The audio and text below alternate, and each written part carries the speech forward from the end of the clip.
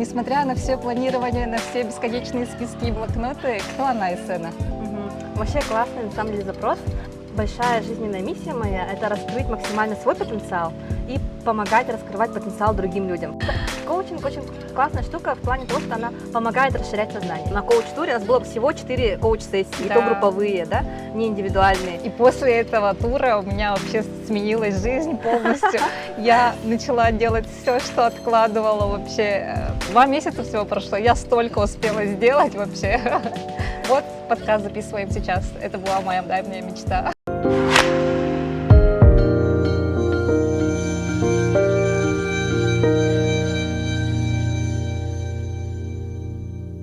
Всем привет! Меня зовут Мария Осипова, и сегодня я хочу побеседовать с очень интересным человеком. Айсена, немножко расскажи про себя, представься, пожалуйста. Всем привет, меня зовут Айсена Сыроватская, я коуч, наставник. Сейчас мы с семьей живем в Таиланде, и в основном я занимаюсь онлайн своими продуктами. Вот с Машей мы как раз в коуч-туре очень сблизились, и сейчас у нас скоро тоже будет еще коуч-тур, и вот сейчас Маша проходит у меня наставничество. И менторство еще. И менторство еще. Целых 2 продукта. Все продукты. Вижу Айсену, покупаю ее продукты. Да. Все знают тебя как бизнес-леди, как маркетолога, как основателя книжного магазина Starbucks.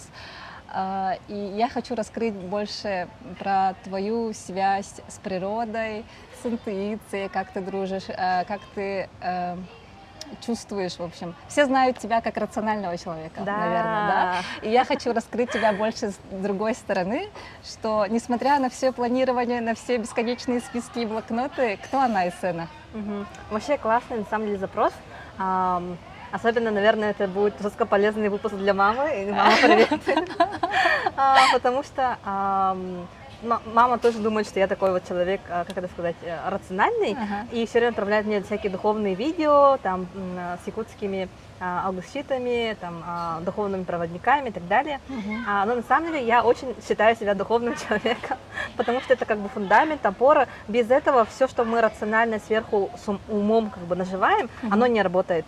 То есть если бы не было вот этой фундамента, опоры в виде нашей культуры, опоры на себя, на свой народ, конечно, без корней дерево, как бы, ну, даже если оно большое растет, оно может упасть. Олгин для меня это наша культура, наш язык, и вот все, что мне дала наша природа, это вот корни.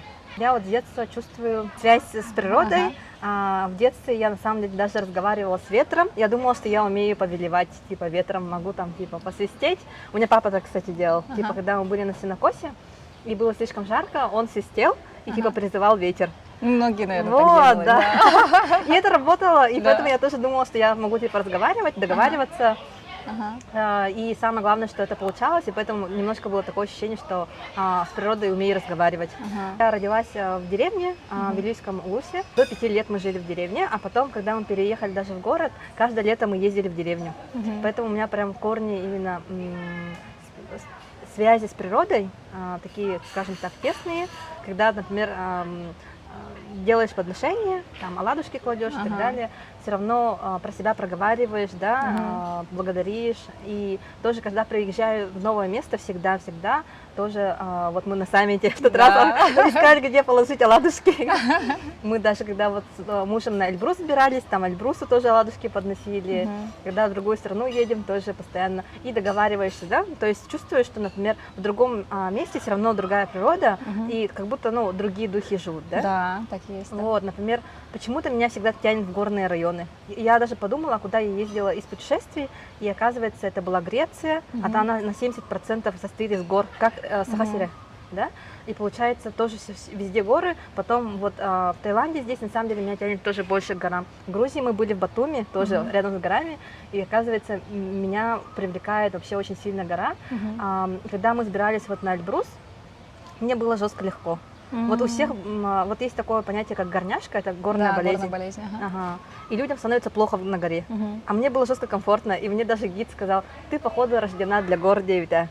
И вот я так интересно подумала, что это, видимо, возможно, это моя стихия. Ты так классно рассказала вот про корни, про дерево, да? Моя цель канала — это узнать как можно больше наших земляков, познакомиться как с большим количеством людей и донести одну мысль, что наши традиции, культура, язык и все наше духовное, получается, генетически то, что мы несем в себе, оно дает нам какие-то такие большие силы. Вот ты чувствуешь это? Вот ты, например, училась в Москве, в Московском государственном университете, и вот когда ты там училась, или вот, например, ты рассказала, что ты ездила по разным странам, да? Ты чувствуешь эту силу именно, что вот у кого связь именно с предками, с природой, со своей родиной, то у них связь вот эта сильнее ощущается. Ты это чувствуешь? Да, вот это, как я уже сказала, да, без этого фундамента духовного, без принятия, да, того, что нам дали предки. Я вообще считаю, что якуты это как бы этот особенный народ. Я их даже в этом плане называю северными евреями. В плане того, что это такой особый народ, который, где бы он ни жил, он продолжает свои обычаи, свою культуру. Вот евреи же по всему миру распространились, и они не перестали быть евреями. То же самое якуты, да, вроде вот переезжают в разные страны, и они не перестают от этого быть якутами. То есть они не ассимилируются с другими, не перестают, не забывают свои вот корни, и наоборот даже заражают других. И другие становятся якутами больше, чем... Да. И причем не русскими, да, а именно якутами становятся. Все начинают там подносить оладушки, там со всеми договариваться тоже. Да, очень сильно перенимают. Да. Вот мне даже мама отправила тоже статью.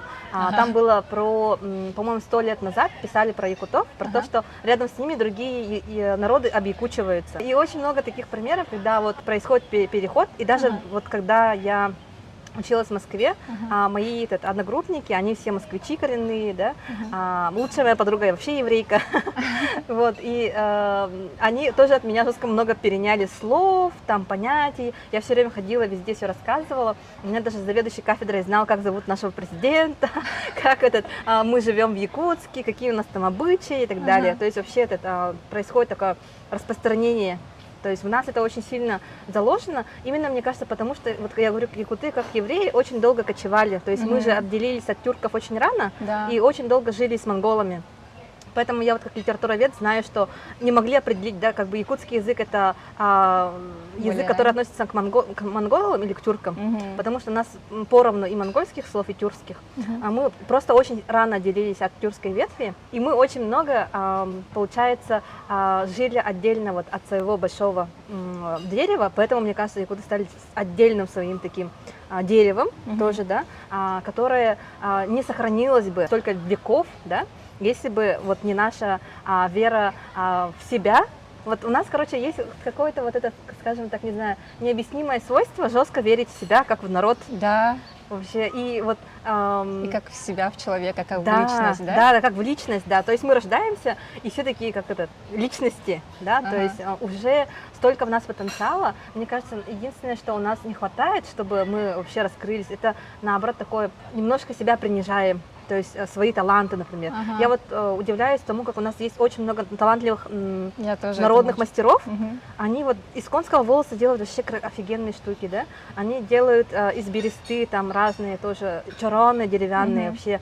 И продают это так дешево, я такая, боже. Почему это так? Почему, да, обесценивание происходит. У меня на самом деле самой есть такой синдром обесценивания. И потом я думала, откуда это? И подумала, что может быть это тоже, ну, как бы наша национальная, может, черта.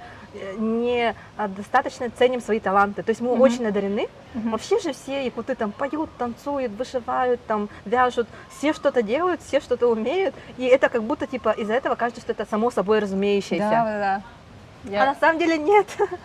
Я помню твой первый проект. Айсана в свое время открывала шоурум дизайнерских вещей, и мы познакомились как раз там. И ты предложила мне выставить свои вещи на продажу. По-моему, у тебя был уголочек в проспекте, да? В торговом центре «Проспект». И я помню, что ты мне просто написала онлайн, и я пришла, и тебя не было, я просто оставила и ушла. Там были такие классные вещи, она собрала очень классных дизайнеров. И потом, проект закрылся, но все равно твоя какая-то творческая жила, она направилась в другое русло. Да. И расскажи, как ты пришла вот к онлайн-продуктам. Вот это классно, ты вообще вспомнила про этот магазин, потому что это реализация моей миссии. У меня вообще есть как бы жизненная миссия, да. большая жизненная миссия моя – это раскрыть максимально свой потенциал и помогать раскрывать потенциал другим людям. Я как раз хотела спросить, у меня был вопрос такой про миссию. Опередила тебя, Да. да? И вот получается, и тот проект, который вот был, да, с магазином дизайнерской именно одежды, почему я его создала? Потому что я видела, что якутские дизайнеры очень крутые, продают, например, платье ручной работы за 5000, и у меня вообще сердце разрывалось. Как? Вот за 5000 в масс-маркете можно купить платье, а тут холода и ручной работы люди продают за 5000. И я жестко уговаривала всех дизайнеров повышать цены, и вот столкнулась с диким сопротивлением, что люди вот свой потенциал не осознают, насколько они крутые. Вот, потом как раз я решила, потом я создала это Starbucks, да, именно для того, чтобы помогать людям находить ответы в себе через книги, потому что это был мой способ. Я с детства очень много читала книг, и с помощью книг раскрывалась. Я просто вот приведу пример, да. В детстве прочитала в книге, что можно жить не как бы стандартно, вот как все жили, типа с утра до вечера работаешь, вечером приходишь дома и все, короче.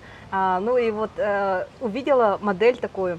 Там был писатель, описывалась его жизнь. Он утром встает, неспешно завтракает, что-то там ходит, гуляет, потом что-то там пишет немножко, потом днем спит, потом опять гуляет, немножко пишет, там вечером с кем-то встречается, общается. Я подумала, а неужели так можно?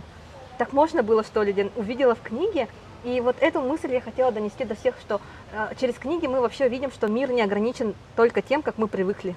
И он раскрывает нам вот этот потенциал, и мы начинаем видеть, что можно так, а можно так, а можно так. И поэтому появился Starbucks, а потом у меня сначала же появился, на самом деле, не Starbucks, а у меня сначала появились курсы по чтению. Я как раз таки видела, что люди не умеют читать, то есть навык анализа помогает очень сильно в жизни. И потом уже, когда появился Starbucks, после этого я занялась одно время, 2 года работала маркетологом и бизнес-аналитиком. И потом все-таки видела, что больше я хочу раскрывать не бизнес, потому что обычно проблема всегда не в бизнесе, Да. проблема всегда в Мышлении. собственнике, в мышлении собственника. Это он ограничивает бизнес. Вообще главный ограничитель бизнеса – это собственник.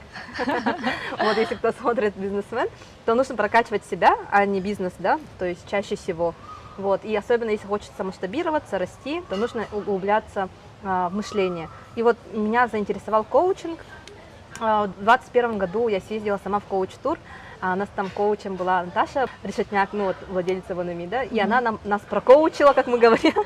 И после этого тура все стали коучами. Ира Матвеева стала коучем. Я потом, сейчас Надя даже, Надя Чой учится тоже на коуче. Все, короче, стали коучами. И я уж тоже пошла на коуча. Да, вот заражаю всех тоже коучингом, потому что коучинг очень классная штука в плане того, что она помогает расширять сознание. То есть я нашла инструмент, который как раз-таки кроме книг, то есть книги это такой долгий процесс, он имеет накопительный эффект. Вот так вот. Одну книгу прочитал, и вот так вот накапливается. У нас даже, кстати, эмблема Starbucks такая: книга растет. Вот, то есть ты с каждой книгой растешь, да. А в коучинге это можно сделать буквально за одну сессию. Вот как мы вот на коуч-туре у нас было всего 4 коуч-сессии, и то групповые, да, не индивидуальные. И после этого тура у меня вообще сменилась жизнь полностью. Я начала делать все, что откладывала вообще. 2 месяца всего прошло, я столько успела сделать вообще. Вот подкаст записываем сейчас. Это была моя давняя мечта. Да, и вот на самом деле, то есть мы сами себя ограничиваем. То есть это нас ограничило просто наше мышление, и коучинг, он помогает вот это вот все раскрыть, весь наш потенциал. И теперь я нашла вот как бы тот инструмент, которым хочется поделиться со всеми, потому что на самом деле и в наставничестве, и в менторстве я использую именно коучинговые же техники. То есть мне принцип не такой наставничества, типа «делай как я», потому что люди все разные, я не буду говорить «делай как я просто даю инструменты и даю людям раскрываться. Да, это вот, если говорить таким метафорическим образом, это как поливать цветок, и все цветы же разные, кому-то надо чуть побольше, кому-то чуть поменьше, и ты вот такой подбираешь... И среда у всех разная. Да, вот как опять с растениями, с деревьями сегодня такая, природная, да, метафора, и они все разные, да, и растут в разных условиях. Кому-то нужно чуть помягче климат, да, кому-то чуть пожестче, и вот у всех есть как бы индивидуальные особенности, и вот я даю в разных своих продуктах разные такие среда обитания. Вот как я говорила, да, миссия пространство для развития. Просто создаю пространство для развития, в котором человек раскрывает свой потенциал. Это и есть, кстати, описание коучинга. Коучинг – это создание пространства для максимального раскрытия творческого профессионального потенциала клиента. Мгм. Вот. Когда я тоже впервые услышала про коучинг, это тоже в 2020 году было, я на курсе с Индарой Кулаковской по личному бренду, была у нее на коуч-сессии тоже, и в конце мы с ней очень долго поговорили, часа два, наверное, говорили, и потом она спросила меня: ты не хочешь попробовать себя в коучинге? И я такая задумалась, а что это такое? И потом начала смотреть информацию. На Эриксоновский университет подписалась, смотрела все их ближайшие расписания, выбрала оттуда курс, прошла его именно по родительству, коучинг в родительстве. И мне после этого курса показалось, что наше мышление якутское, да, очень как будто бы коучинговое на самом деле. В коучинге же рассматривается не только ум, да, сознание человека, да, а рассматривается шире, да, то есть именно личность человека. И мне в этом плане кажется, что в якутской культуре очень сильно заложена вера, да, вот этого человека, вера в его идентичность, то есть как это сказать, корень, да, если зреть в корень, то это суть человека, это кто он, да, вот, то есть не разбирать ситуацию, не разбирать какие-то жизненные обстоятельства, да, а разбирать именно саму сущность каждого человека. И вот у якутов все-таки вот это есть, как это сказать, как в «Аватаре». Вот это мне вот жестко нравится в «Аватаре». Ага. Они говорят: я вижу тебя. И когда они говорят: я вижу тебя, это не буквально же вот оболочку, а именно суть. И вот у якутов это вот есть ловить суть человека, короче. Вот ты очень точно описала, что вот когда реально видишь человека, как будто бы видишь его душу, да? Да. И у нас, как ты думаешь, почему так развита эта эмпатичность? Это и, конечно, обстоятельства внешние, которые были, да, и то, что вот, например, мы, вот все говорят, что сахалар тонг, да, типа такие, как это, Закрытые. скованные, типа, ага. А на самом деле это же про то, что вот я недавно, для меня инсайт был, что мы на самом деле очень эмоциональные, только мы не эмоциональные, как итальянцы, вот так вот, да, а мы эмоциональные внутри. То есть мы на самом деле очень эмоциональные внутри, у нас очень много эмоций, просто мы их научились переваривать вот внутри себя. И мы на самом деле очень эмпатичные. То есть из-за того, что мы вот ловим такие полунотки, полутона, да, того, что происходит с человеком, мы это собой отслеживаем, да, и вот мы можем это отследить в другом человеке. И, соответственно, вот видеть там по глазам. Вот ты реально же человека смотришь и по глазам считываешь, что у него в душе творится, да, допустим. Иногда не нужны какие-то слова, не нужны какие-то лишние объяснения, просто смотришь на человека и все понимаешь. И вот это вот, мне кажется, во многом, ну, благодаря тому, какие мы в целом, да, наша культура, условия жизни, это все вылилось в это суперспособность. Так, следующий вопрос, он больше, наверное, заинтересует всех начинающих. А как вообще понять, что твое, и как ты поняла, как именно пришла к тому, что, допустим, вот по профессии ты литературовед, и как ты пришла именно изнутри, не по внешним обстоятельствам, да, что вот, допустим, ты переехала, ну, постепенно, конечно, как личность росла, там, открыла бизнес, постоянно самосовершенствуешься, это как будто бы оболочка, да? Какой момент стал именно такой самой решающей точкой, батутом, как можно сказать, да? И в какой момент и с какой мыслью ты начала действовать? Наверное, с того момента, когда я сместила фокус на себя, у нас вообще есть такой, скажем так, запрет на эгоизм. То есть считается, что думать о себе — это плохо, и поэтому мы предпочитаем не думать. А когда я решила подумать о том, а какой я человек вообще, да, кто я, без всех этих социальных ярлыков, там, по профессии филолог, да, по специальности, там, преподаватель, да, и потом предприниматель, потом маркетолог, потом коуч и так далее, кто я без всех этих социальных ярлыков, там, кроме того, что я еще являюсь дочкой, женой, мамой и так далее, а кто я, вот как душа. Да, как душа. И это произошло в 2014 году, когда я переехала из Москвы в Якутск и начала работать. Я начала работать и подумала: и это все, что ли? То есть я закончила университет, сейчас буду работать, и типа до конца своей жизни буду работать в университете. Это как-то мне показалось очень скучно в плане того, что а где же вот это вот все, да, где жизнь сама? Ага. И начала очень много думать. Прям 15-й год я помню, что я посвятила себе. Я прям так и сказала, я целый год буду учиться, заниматься. Я тогда очень много читала книг, прям специально вот эту всю литературу изучала. Потом переворот произошел в 2017 году, потому что в 2017 году я сходила на тренинг к Наде Долбраевой, Life Кайф. Это был как раз коучинговый тренинг, потому что Надя закончила тоже Эриксоновский университет и применяла коучинговые техники. Это сейчас я поняла. И вот она спрашивала, например, кто ты? Только она спрашивала вот очень классно. Сказала, нарисуйте себя. И ты вот себя рисуешь, но надо не автопортрет как бы нарисовать, да, а вот это внутреннее видение себя, своей души. Как выглядит твоя душа, какого она цвета, да, и ты начинаешь думать, блин, а серьезно, какая я внутри, какие оттенки у моей души. И вот с тех пор все жестко начало меняться, потому что я начала изучать, например, свое детство. Что я любила? Вот это банальный вопрос, что ты любил делать в детстве. Я в детстве была радио. Меня даже так называли вообще. У меня мама все время говорила, ага, я сейчас думаю, боже, какой герой мама. Потому что она все слушала и говорила, ага, она не говорила, типа, замолчи. И она все слушала, а я постоянно говорила очень много. Я поняла, что мне очень нравится вот говорить. Я хочу развиваться, в том числе и как оратор. И кто я еще? Я поняла, что я, оказывается, наставник с детства. То есть даже ко мне в детстве приходили спросить, как и что. И я поняла, что я очень умею легко объяснять сложное простыми словами. Да, точно. И у тебя есть такой навык.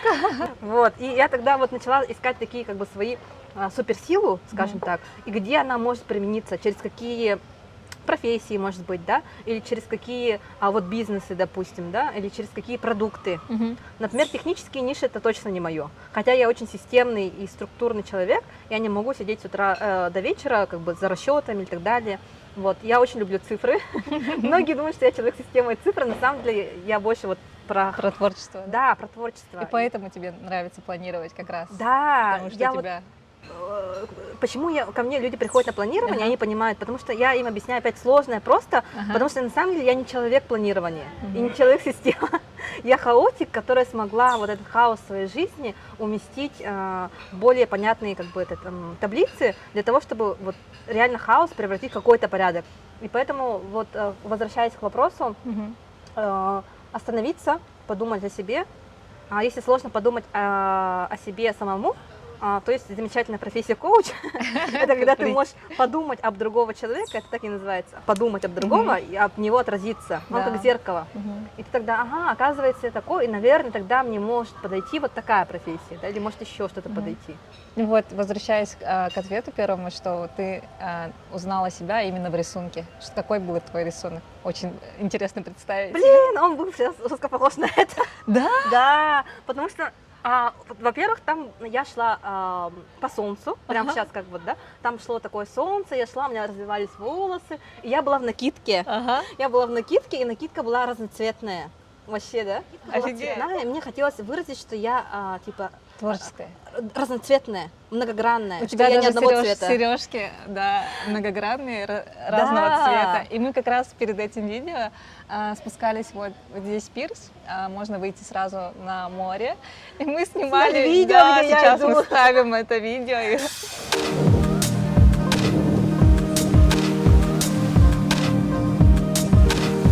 Возвращаясь к интуиции, да, и получается, вот я хотела у тебя именно отловить такой момент, как у себя, наверное, потому что я приехала к тебе на коуч-тур, и я всем рассказывала, что я приехала на зов Айсены.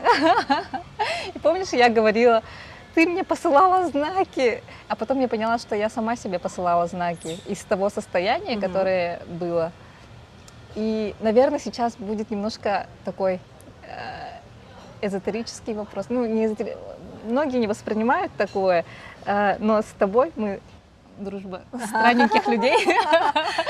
Можно обсудить все на свете, и этим и классно. Мультивселенные, многомерность, про то, что времени нет и все есть одновременно. Твое мнение, что ты считаешь? Как устроен вообще мир? И Ну, что если сейчас происходит? говорить глобально, то я думаю, что вот многие не верят там в эзотерику, силу мысли и так далее. Типа говорят, что это все, ну, не доказано. А у меня вообще есть такое, как бы, мнение, что наука на самом деле очень сильно отстает от того, что может человек. То есть наш потенциал настолько огромный, то есть мы даже не знаем, что мы можем. Да, сколько много. Реально, может быть, мы уже живем в каком-то будущем, как в Интерстеллар, да, и потом сами себе посылаем сигналы. Вот. И я думаю, что мы сейчас только учимся, вот, нащупываем путь, а как на самом деле. Вот. И очень много человек интуитивно понимает, и поэтому в духовных практиках, кстати, очень много правды в плане того, что люди это чувствовали, но не могли объяснить. А сейчас они же объяснили, а сейчас уже научно доказано, например, что йога сглаживает травму мозга. То есть мы, когда говорим травма детства, мы думаем, что это просто типа метафора. А на самом деле травма — это в прямом смысле травмируется мозг. А йога помогает этой травмы сглаживать. Прикинь, и когда ты занимаешься йогой, ты себя лечишь, ты занимаешься вот терапией. В этом году я начала заниматься йогой с весны, и самые большие изменения начались после того, как я ходила весь курс, получается. И реально после 3-4 месяцев йоги я начала сглаживаться, и, видимо, мой мозг сгладился. Стал готов к открытию. Да. И очень интересно, но как раз вот прошлый год совпал с тем моментом, когда я впервые допустила мысль, что, оказывается, есть еще что-то, кроме вот физического мира, и я просто позволила открыться. А до этого я думала, там что-то есть, но меня не касается, типа я в домике. После того открытия, именно какой переломный момент, ты же говоришь всегда, что то, что мы сейчас делаем, результат будет через 5 лет. Да. Кто она, Эссена, через 5 лет? Вот, интересный вопрос. Вообще, сегодня как раз, кстати, я созванивалась с коучем, заглядывали в будущее, и я просто там увидела одно слово «масштаб». Я знаю, что через 5 лет, поскольку я делаю сейчас какие-то просто гигантские скачки в развитии во всем, в жизни своей, да, в качестве жизни, там, в уровне дохода даже у меня скачок произошел сейчас буквально последний месяц 2 раза. И все это происходит так быстро, что, ну, немножко страшно даже из-за этого. Я вот думаю, что через 5 лет это будет какой-то квантовый скачок. То есть, я не знаю, буду в космосе летать, наверное. Давай вместе запишем через 5 лет еще. Да, давай. И, возможно, Сравним. я уже слетаю к этому моменту в космос. На космос. Вот ты говоришь про масштаб, а для меня ты ассоциируешься, знаешь, с чем? С океаном. Да. И как будто бы чем глубже, тем красочнее. Как будто вот океан просто снаружи очень спокойно, гладко, ну, может быть, местами волны, а внутри очень-очень большой, богатый внутренний мир. Классно. Вот я так себя чувствую. Спасибо.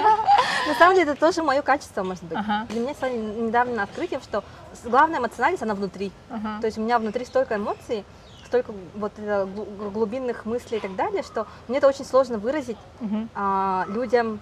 Донести, да. И поэтому тут, наверное, ты доносишь как-то через таблицы, через списки, да? Упрощаешь? Да, пытаюсь упростить все, что есть. Короче, а если попробовать донести, например, вот так же глубоко, сложно, что бы это было? Как ты бы донесла? В будущем я хочу написать книгу, как минимум 2 даже. Одну такую вот больше схематичную, опять про планирование, возможно, да, про упорядочивание своей жизни, как из хаоса сделать порядок. А вторая художественная. И очень вот вторая мечта. художественная, она будет что-то, там явно будет много природы, метафор про корни, про деревья, про океан, может быть, и даже про космос. Потому что вот в Лиле, когда мы играли, да, у меня же вышел космос. То есть признать, что я космос, и признать, что во мне очень много вот этого вот, даже безграничности. У космоса же нет масштаба. Да.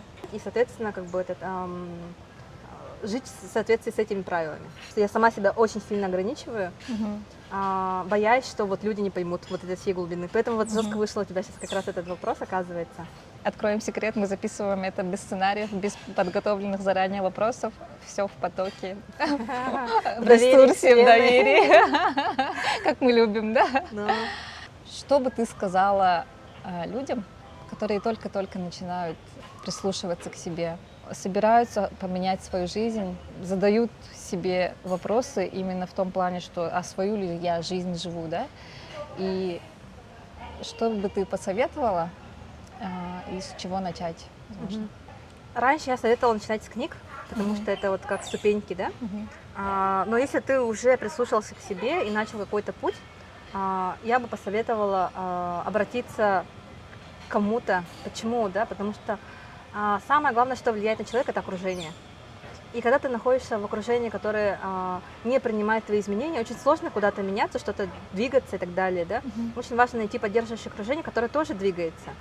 Это могут быть не обязательно новые люди, то есть иногда люди обнаруживают, что, оказывается, их сестра поддерживает их в духовности. То есть они просто об этом не привыкли говорить, но когда поговорили, оказалось, что вот ближайший человек тоже в этой же теме.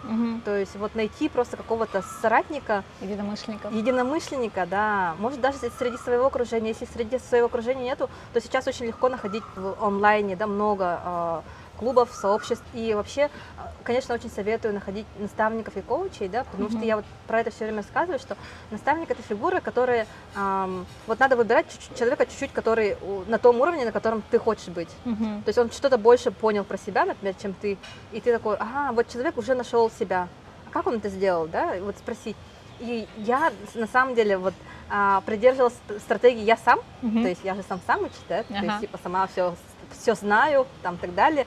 Но когда на самом деле я отказалась от стратегии «я сам», то пошел самый большой рост. И вот как раз за последний месяц я взяла себе кучу помощников, в том числе и делегировала по блогу, там, по своим продуктам.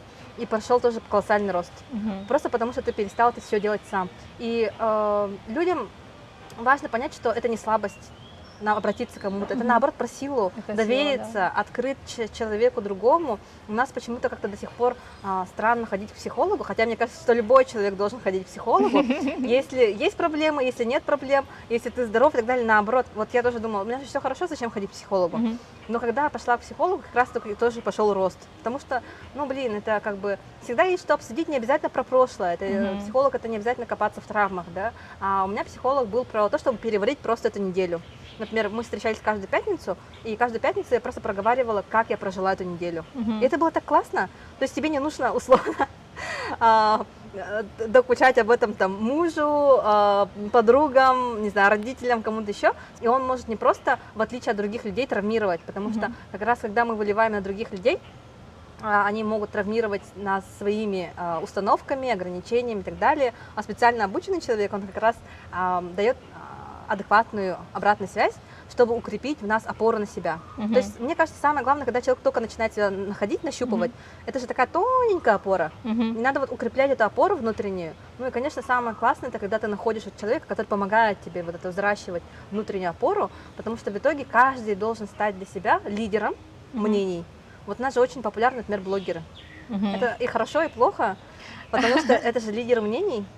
То есть люди ориентируются на их образ жизни, на то, что они считают крутым и так далее, да? Ну, плюс еще, наверное, наши установки, то, что вот смотри, как он, типа, ты как? Сын тетиной подруги или что-то такое. Вот, а у нее там, а у него там, вот, да, есть такое.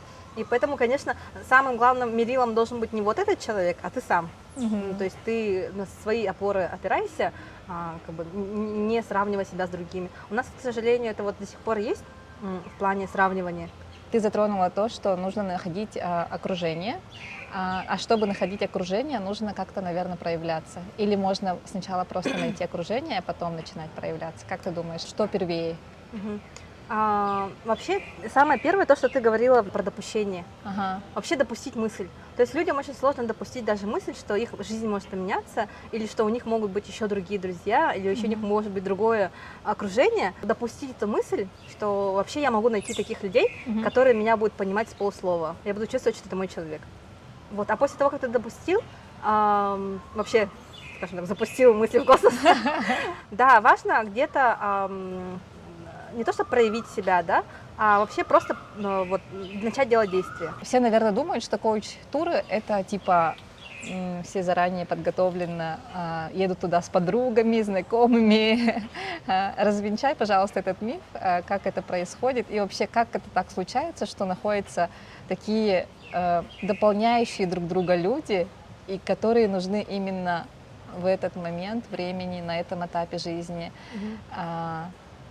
Ну, вообще, как ты можешь объяснить тот факт, что все случайности не случайны.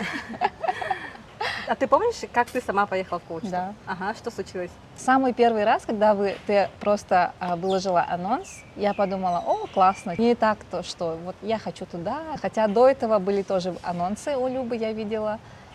По моим ощущениям, это было где-то 2 недели. И мне начали приходить какие-то вот такие знаки. Вообще с незнакомым человеком начинаю разговаривать и рассказываю, как я там 4 или 5 лет назад съездила со своей семьей, отдыхала в Таиланде, что-то у нас там произошло. И вообще сама удивлялась, почему это я ему рассказываю про это, короче. Потом такой период был осень, чтобы вы понимали, и в магазине «Вкусвилл», знаешь, наверное, сеть магазинов в Москве, завезли очень много манго. И мы каждый вечер покупали манго. Прям манговый рай был. И, в общем, так много было знаков, которые связаны именно с Таиландом, что в последний момент, в последний день, перед тем, вот как я написала Любе, а перед этим Мария, прям каждый день вот пришел мой сын, спрашивает: мама, самолет или корабль? А, нет, это дочка спросила, самолет или корабль? Я сказала, самолет, типа. И что-то еще он до этого, не связанные друг с другом разговоры, но они все были именно про поездку почему-то. И я лежу и думаю, листаю сторис, там подружка моя, одноклассница Нарийка, привет, Нария, спросила в сторис: угадайте, куда я лечу? Я нажала Тай, почему-то я подумала, что это Тай. И я написала: ты что, в Тай, что ли, уезжаешь? И почему, типа? И почему мне приходят знаки про Таиланд? Она сказала: поехали вместе. Это было, по-моему, за 3 дня до начала коуч-тура. В это время у меня была ночь, я лежу, и я прям всем телом почувствовала, что я еду. И когда я это осознала, у меня прям такая радость внутри случилась. Я, наверное, первый раз почувствовала, как у меня радуется душа. Да, именно душа. Почему-то такое ощущение было. Потом я встала утром, я еще не знаю, что есть ли там места, у меня нет денег. Вообще, короче, мне не с кем оставить детей. Все было как будто бы против меня, но я знала, что я еду в Тай. Проснулась и рассказала мужу: вот так-то, так-то у меня приходят какие-то знаки про Таиланд, и мне нужно поехать туда. И он сказал: ну, раз надо, езжай, типа. Так я прилетела. Вот. Это как раз ответ, как притягиваются люди. Во-первых, допущение, когда человек вообще допускает, что это про него, да, это тоже работа нашего мышления. Мы на самом деле сами себя ограничиваем. Когда мы начинаем допускать, мы уже вот открываемся, ты вот сначала же не открывалась, ты тур и тур, да, как бы, а потом так, Таиланд, он уже проник в твое сознание, начал там уже что-то пускать корни, видеть везде знаки, и мышление уже сказало: так, а почему бы и нет, да, и дальше начинается доверие. Кто-то доверяет, вот слышит этот зов и доверяет, а кто-то останавливается, типа отгоняет, и поэтому притягиваются люди, которые доверились. То есть все, кто приехал, это же как раз люди, которые доверились, и поэтому даже если ты никого не знаешь в туре, приехал открытый, а когда все открытые, такие: все, и кайф. Все как будто бы, да, становятся одним пазлом. Да. И совмещают, так дополняют друг друга. Да. И реально было такое ощущение, будто мы все уже давным-давно знакомы, да? И поэтому все до сих пор в потоке. Да, и не слезаем с этого. Вообще в коучинге есть такое правило: состояние первично. То есть когда ты действуешь из твоего состояния, вот ты же сейчас тоже меняешь свою жизнь, да? И это же происходит из-за состояния. То есть ты доверяешь, и ты в этом состоянии открыт. И ты начинаешь видеть возможности, начинаешь видеть то, что возможно так. А до этого ты даже не допускал опять такую мысль. И мы, по сути, вот создали это допущение, это состояние, из которого очень многое оказалось реально. И ты просто это все впустил в свою жизнь. А на самом деле все возможно, серьезно. А мы все просто сами вот ходим с таким домиком, типа, ты очень классно показала, типа, я в домике, это где-то там есть, да, но для меня это закрыто. А когда ты вот открываешься миру, да, то оказывается, что в мире очень много возможностей. И если мы научимся видеть возможности, а не ограничения, то жизнь начинает меняться. Наша нейросистема работает так, что когда ты ходишь, делаешь все одно и то же, да, ходишь одной дорогой на работу, живешь по одному графику, ничего не допускаешь, что у тебя нет новых нейронных связей, и ты, получается, как уже на автопилоте живешь. Да. И ты замечала связь, то, что когда ты именно делаешь что-то, ну вот, допустим, вот путешествие, да, либо просто даже вылазки, выходные в новое место, они открывают именно дверцу новую, что ли, вообще, как будто бы появляется новая дверца, и ты видишь уже, начинаешь видеть возможности. Было такое Да, да, ощущение? конечно. У меня, по-моему, вообще вот суперсила именно в том, что я супер открыта новому, вообще всегда открыта новому, и всегда пробую новое. У меня не было такого, что я типа там каждый день делаю одно и то же, одно и то же. У меня всегда все недели разные. Каждый день у меня не похож на вчерашний. Вчера я сдавала там экзамен по коучингу, сегодня у меня подкаст, завтра у меня фотосессия. Каждый день у меня все разное. И это потому, что вот как раз-таки я создаю нейронные связи, как бы новые всегда. И происходит что? Происходит разрыв, что ты уже, ну, гибкое сознание открытое, оно к этому привыкает. То есть ты становишься очень пластичным и очень легко считываешь информацию. Вообще вот, как это говорят, ноосфера, да, идеи. Мне вообще очень много в этом плане есть того, что я как-то предсказывала, грубо говоря, считывала как бы что-то, а потом это становилось трендом. Вот, например, если смотреть на большие инфопродукты у всех лидеров рынка, да, они делают то же самое. То есть уже стало не модно давать условно теорию и практику, да, надо давать даже не практику, а именно жизнь. То есть это я называю тренд изнутри наружу. То есть стало неинтересно уходить там внутрь, стало интересно выходить наружу. Это все модные проявленность, жизнь, да, что мы даже из онлайна опять уж вышли в офлайн. Все мероприятия же все стремятся делать тоже в офлайне, потому что это стало вот опять новым трендом, да, заново. И как раз я вот это почувствовала, тоже в своих продуктах все это заложила. И потом думаю, что это из-за того, что я вот все время открываюсь новому. Я все время открыта, и поэтому вот вижу все эти открытые дверцы. Поэтому надо быть открытым к новому, такой вывод. Да, а ты еще рассказывала вот про книги, то, что ты любишь деревья, и что ты больше дерева. И еще в самом начале мы как раз разговаривали про корни, да? Согласна ли ты с утверждением, что человек берет из книг то, что есть в нем самом? Да, абсолютно. Потому что когда я проводила курсы по чтению, мы иногда с группой, там 10 человек, читали одну книгу. И было ощущение, что все читали разные книги, потому что там было, например, задание выписать цитаты, и все выписывали разные. Да? Потом обсуждали, и кто что понял. И у всех выводы разные. Кто-то там любовь увидел, кто-то там семейные проблемы увидел, кто-то проблему отцов и детей, кто-то, ну, короче, у кого что болит, тот что увидел вот в книге. Поэтому реально книга может быть одна, а в ней ты все равно увидишь свое, что у тебя. То же самое с людьми на самом деле. Да. Ты в человеке видишь то, что у тебя самого или болит, или наоборот, у тебя у самого, ну, тебе это свойственно. То, например, твоя сильная сторона и у человека, да, или вы притягиваетесь своими плюсами или минусами, или плюс-минус, да, но где-то вы должны там состыковаться. Поэтому, да, мы в каждом человеке, в каждой книге находим свое. Сейчас я бы хотела спросить, наверное, вот как раз про триединство вот мира. В якутской нашей культуре очень это отслеживается хорошо. На нашем уровне сейчас три составляющие, что это? И объяснить доступными словами, например, вот говорят, есть Иекут, Боркут, Салганкут, и сейчас на материи, ну вот, чтобы просто обычный человек посмотрел это и понял, что это. Ну, я об этом прям так не думала, но я ходила на Алгыс к Барагаю, и он мне рассказывал очень классно про Искут, как они зарождаются. Я об этом не знала. Оказывается, сначала Салганкут выбирает отца, а потом отец притягивает мать, и когда происходит, короче, это вот слияние, да, там появляется Иекут. То есть уже в ребенке появляется, а когда он рождается, появляется, к нему присоединяется недостающая третья часть Боркут. То есть поэтому ребенок типа должен на землю упасть, да, Боркут. Вот. И тогда человек становится цельным, когда в нем объединяются все три Искут, да, и мне кажется, что это про, если говорить современными словами, например, да, это дух.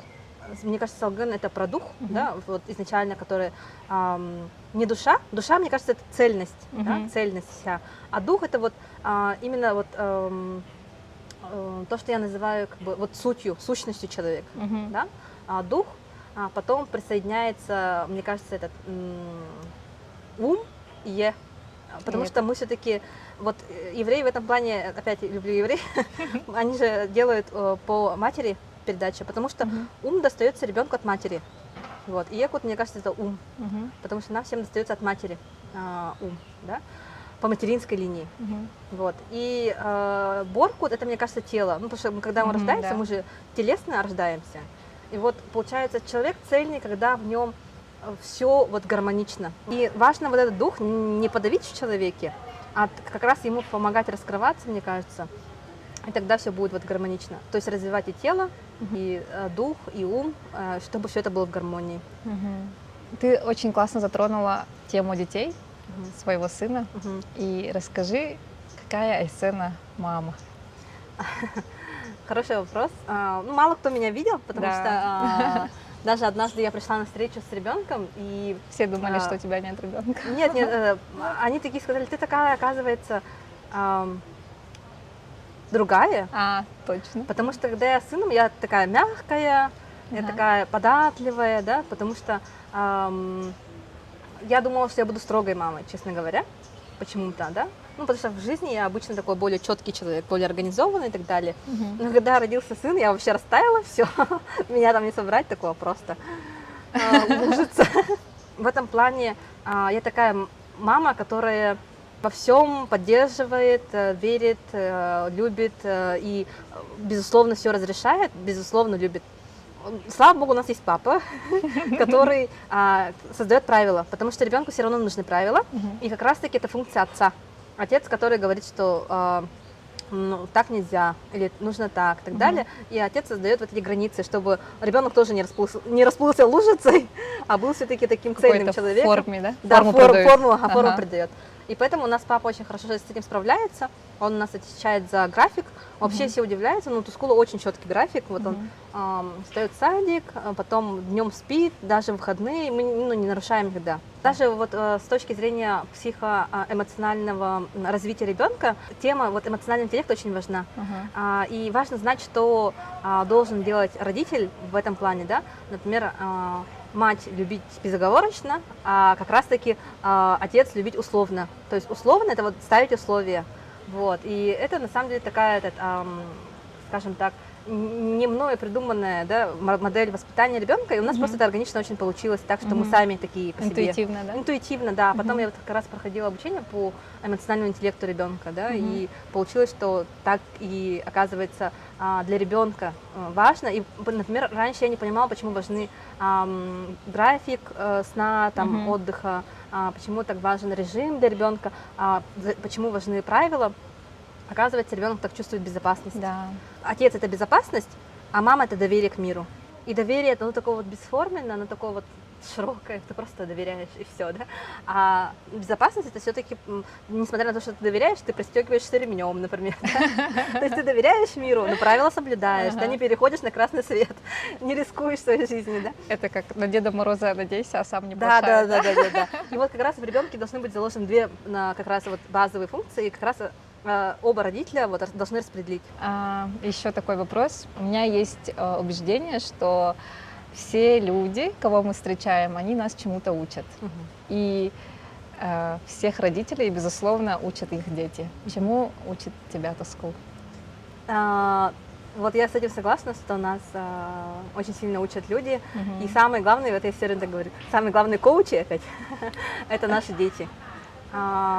Потому что они нас учат тому, что не свойственно взрослым людям. Меня, честно, вот Тускул очень сильно научил эмоциональной открытости. Да, то есть из-за того, что я вот, ну, как бы сдержана в эмоциях внешне, да, мне было сложно это показывать. Но ребенку это надо показывать, то есть он еще пока не настолько эмпатичен, чтобы считать только там по глазам, да? Надо ему все это проявлять. И когда ты вот начинаешь эти даже такие мимимишечные штучки делать, да, ты уже сам раскрываешься, так, оттаиваешь, да. Вот я, наверное, в этом плане очень сильно эмоционально оттаяла, когда именно Тускул появился. Очень сильно он меня научил тому, что мы готовы вообще ко всему в плане того, что ребенок не ограничение. Вот раньше у меня у самой было убеждение, что ребенок это про то, что ну, он требует внимания, ухода, энергии и так далее, ты, соответственно, как будто бы им ограничиваешься. И многие тоже говорят, ну вот у меня там ребенок и так далее. А на самом деле, когда вот с ним увидела, что на самом деле ребенок вообще ко всему приспосабливается. Вот, и такой ему нужно только, чтобы мама и папа были рядом, да, и он тогда чувствует безопасность. И вот это вот было для меня типа такое открытие. И поэтому даже когда мы переезжали вот в Таиланд, многие спрашивали про то, что не страдает ли Тускул и так далее, да. Я вообще об этом, честно, даже не задумывалась, потому что он спокойно вот, ну, с нами переехал, и он думает, что дом где-то там, где мы. То есть у него нет такого, что там, вот это наш дом там, который остался, а тут не дом. То есть не было такого убеждения. Видимо, из-за того, что мы сами так это воспринимали, и он тоже так это воспринимал. Он как будто тоже открыл сознание, потому что возможно все, да?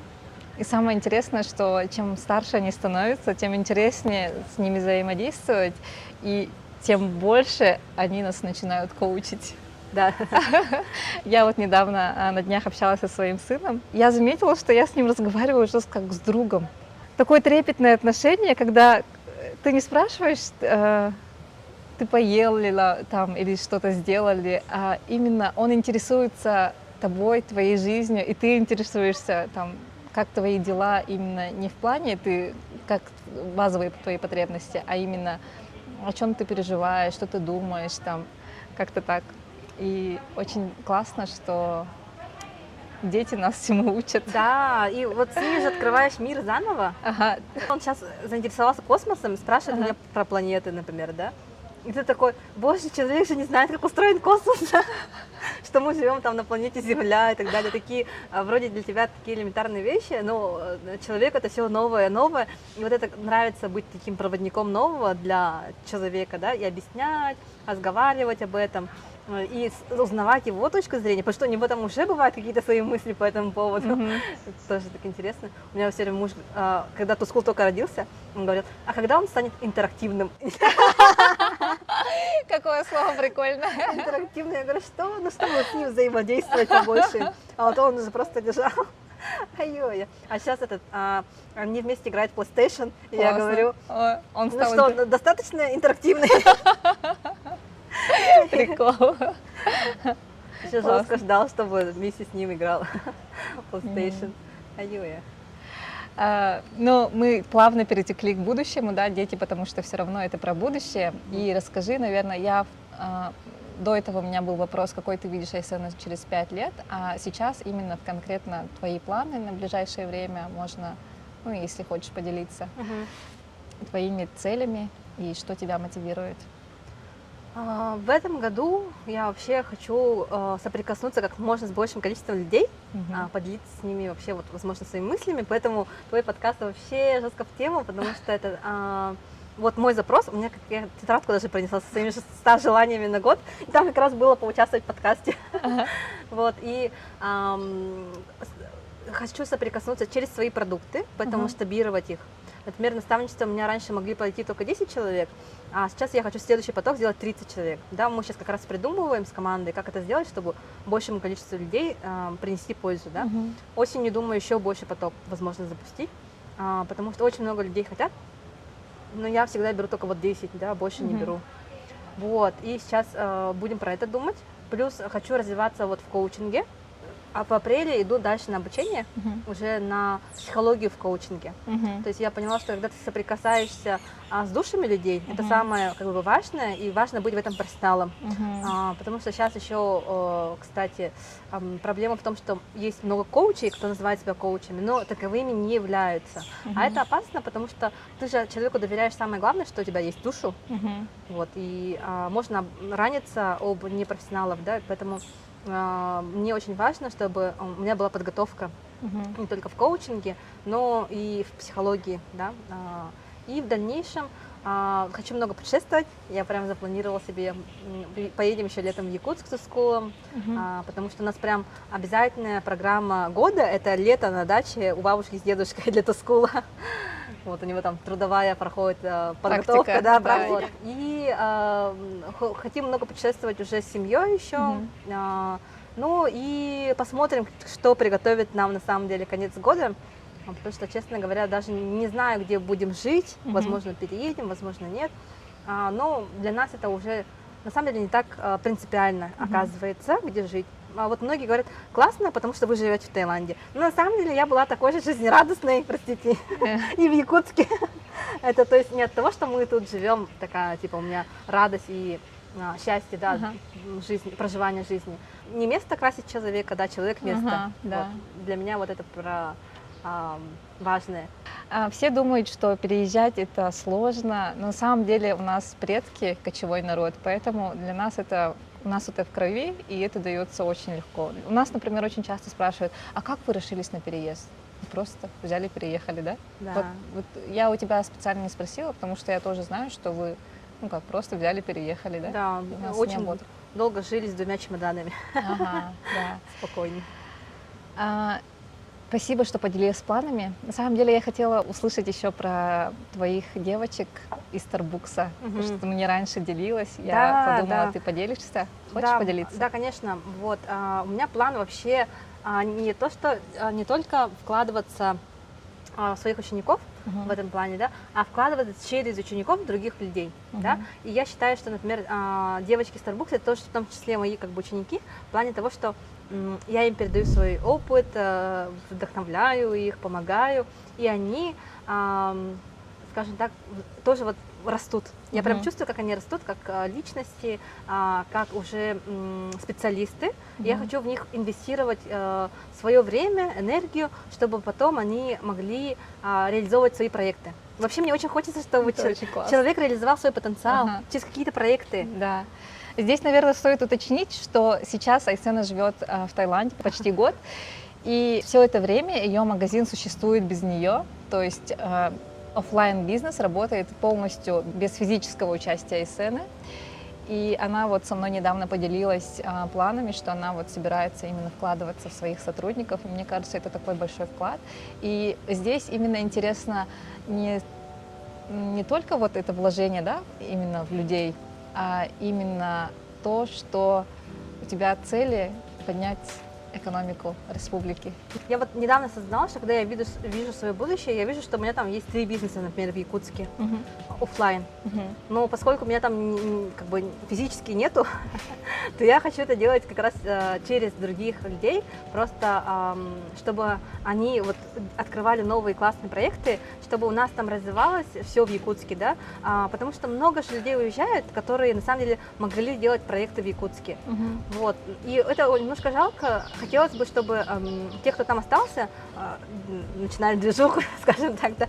И для этого важно, чтобы те, кто уехал, например, тоже вкладывались как-то в это. И вот как раз это будет моим вкладом в то, что не просто продолжает существовать мой бизнес, да, но и будет новый открываться бизнес с помощью меня. Вот, то есть мне это важно. И это в том числе существует, на самом деле, кстати, через моих наставляемых и учеников, потому что я, когда в них тоже вкладываюсь, они же тоже продолжают жить в Якутии, да, продолжают развиваться и развивать экономику в том числе. То есть через людей я продолжаю делать вклад, да, в родную республику. Вот, поэтому мне это очень важно, чтобы в Якутске вся эта движуха продолжалась. Я очень верю, что наш язык, именно наш якутский язык, в нем очень много скрытых смыслов и очень много философии в нем. И твое имя именно Айсена, да? Айсена. Как будто в твоем имени именно заложена миссия твоя. Да. Я, кстати, это осознала, когда, не помню, в каком году это было, я была на выставке конференции «Шаг в будущее», и там были стенды про, ну, я же филолог, и, соответственно, филологические стенды, и там был стенд какой-то про переводы на английский язык с якутского. И там как раз было «аи», и «аи» было переведено как «креатор», «креатор», да, как бы создатель.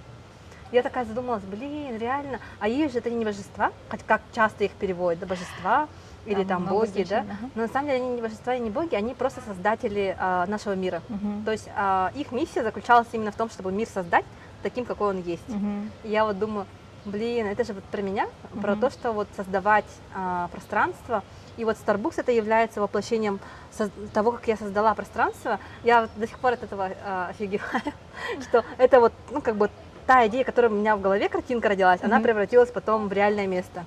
И то же самое, те продукты, которые были у меня в голове, как я Мгм. хотела повлиять на людей, да, Мгм. это потом превратилось в реальность, и это происходит. Вот даже сейчас твой подкаст, да. Да. Ай– это Мгм. именно творить, да, Мгм. творчество. И в плане,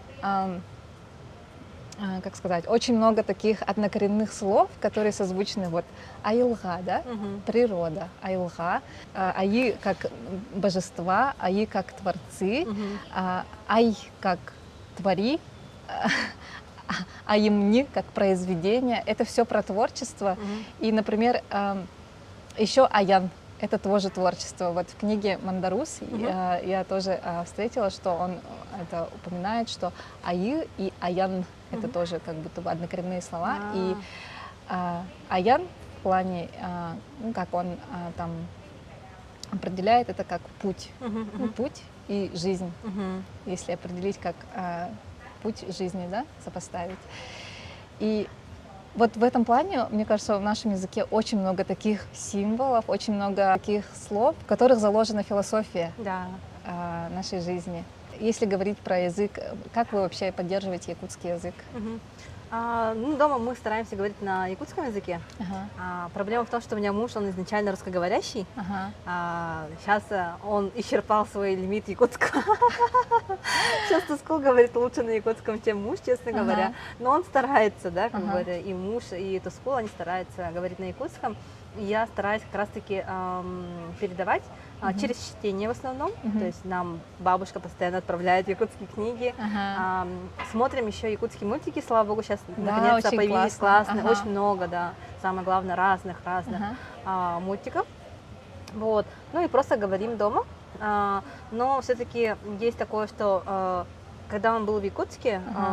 он ходил в якутский садик, Ага. и у него был очень классный якутский. Ага. Но когда он сюда приехал, через 2 недели после того, как пошел в русский садик, он через 2 недели очень бегло заговорил на русском. Мгм. Вообще просто быстро так переключился.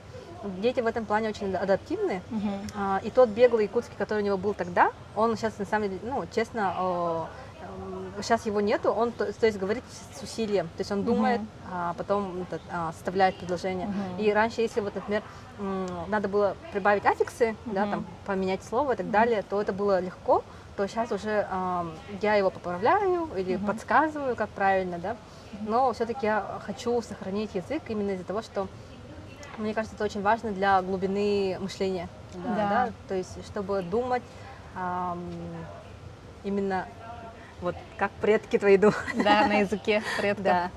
Да. Еще про Starbucks я давно, кстати, тебе хотела рассказать, но не получалось, ну как не получалось, как-то не находилось места, и, видимо, как раз Для этого, да. для этого случая, видимо, да, примерно в то время, когда у тебя был магазин, Starbucks, он был сначала Инстаграм-магазин же, у него не было физического Да. магазина, да, и примерно в это время моя подружка сказала, что она хочет сделать такое место. У них тоже был книжный магазин, тоже офлайн сначала, Букля назывался, по-моему, может, ты Как? Букля. Да, видела. Букля. Ага. И вот они как раз начинали именно с идеи, что вот они хотят сделать такое пространство именно как кофейня и как книжный, Мгм. вот формат такой. А потом я видела, как это ты создаешь, и то, что ты всегда говоришь, ноосфера. Ну, то есть идея витала общая Да, да. на сфере, и вы просто вовремя подключились, и кто-то просто начал делать, а кто-то в процессе уже понял, что это его не интересует, да? Да, да, допустим. да. И это про то, что вот идеи как раз витают в воздухе, и нужно их брать и делать. Спасибо большое, Эсена, за интересную встречу. Спасибо за твои очень глубокие, развернутые ответы. Надеюсь, наш подкаст кому-то послужит такой точкой, где он засомневается, да? И допустит мысль. И я желаю тебе не останавливаться и помнить свои корни, быть Аисена всегда и всегда излучать свет, который идет у тебя изнутри, и освещать как можно больше людей. О, Спасибо. И у меня тут небольшой подарочек Вау. для тебя. Это чай якутский. Вау, классно. Я знаю, что это валюта, валюта. Да, это вообще... И вот это, я увидела это у подруги, это очень классный запах сыха, короче. Да.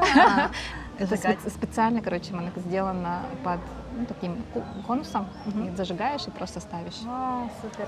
Как раз для Спасибо, твоих дорогая. медитаций. Спасибо за приглашение. Еще вообще это реализация моей мечты тоже.